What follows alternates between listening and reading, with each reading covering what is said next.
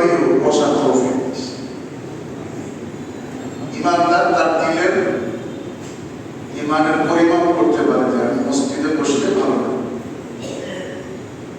যেমন মাছ, তাকে যদি পানি থেকে বের করে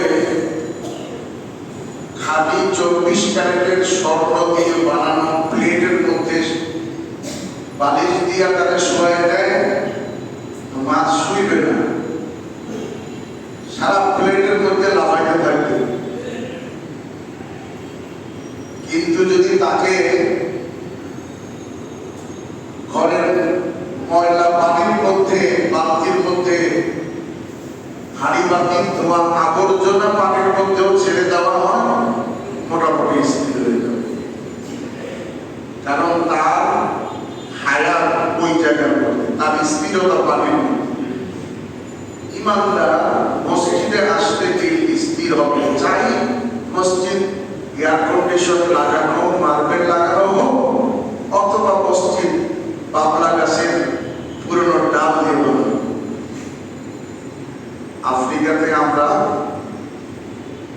সুদান, চাদ, ক্যামেরুন, নাইজেরিয়া এই সমস্ত দেশে দেখছি কোন দরজা জানালা কিচ্ছু নেই, শুধু গাছের ডালে উপরে কিছু পাতা দিয়ে রাখছে, নিচে কোনো চাটাই নাই, বালু।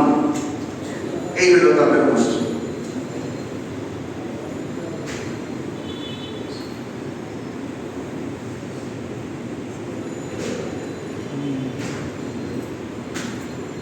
তো ইমানদার মসজিদে আসলে চাই মসজিদ যেমনই হোক, যখন সে বুঝে এটা আল্লাহর ঘর, তো তার দিল ইতমিনান।